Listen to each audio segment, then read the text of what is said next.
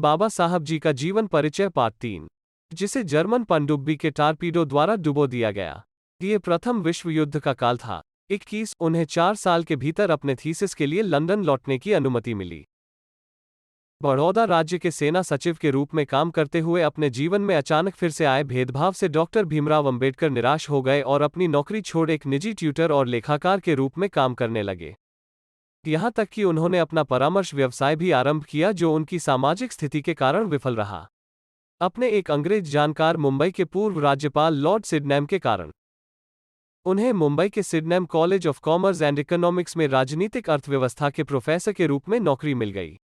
1920 में कोल्हापुर के शाहू महाराज, अपने पारसी मित्र के सहयोग और कुछ निजी बचत के सहयोग, वो एक बार फिर से इंग्लैंड वापस जाने में सफल हो पाए तथा 1921 में विज्ञान स्नातकोत्तर प्राप्त की, जिसके लिए उन्होंने provincial decentralisation of imperial finance in British India खोज ग्रंथ प्रस्तुत किया था।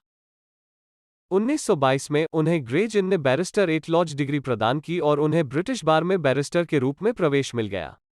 1923 में उन्होंने अर्थशास्त्र में डॉक्टर ऑफ साइंस उपाधि प्राप्त की। उनकी thesis the problem of the rupee, its origin and it's solution, रुपए की समस्या, इसकी उत्पत्ति और इसका समाधान पर थी।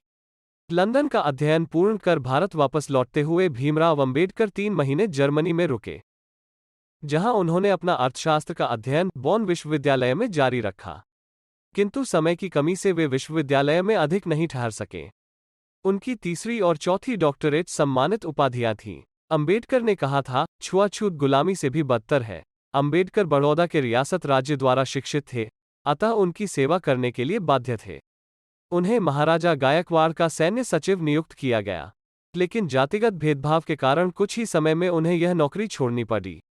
उन्होंने इस घटना को अपनी आत्मकथा वेटिंग फॉर अ वीजा में वर्णित किया। 28 इसके बाद उन्होंने अपने बढ़ते परिवार के लिए जीविका साधन खोजने के पुनः प्रयास किए, जिसके लिए उन्होंने लेखाकार के रूप में व एक निजी शिक्षक के रूप में भी काम किया और एक निवेश परामर्श व्यवसाय की स्थापना की, किंतु ये सभी प्रयास तब विफल हो गए जब उनके ग्राहकों ने जाना कि ये अछूत हैं। 1918 में ये मुंबई में Sydenham college of commerce and economics में राजनीतिक अर्थशास्त्र के प्रोफेसर बने। हालांकि वे छात्रों के साथ सफल रहे, फिर भी अन्य प्रोफेसरों ने उनके साथ पानी पीने के बर्तन साझा करने पर विरोध किया।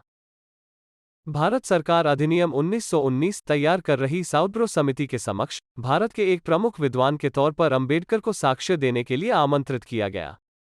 इस सुनवाई के दौरान अंबेडकर ने दलितों और अन्य धार्मिक समुदायों के लिए पृथक निर्वाचिका और आरक्षण देने की वकालत की। 31/1920 में बंबई से उन्होंने साप्ताहिक मूकनायक के प्रकाशन की शुरुआत की।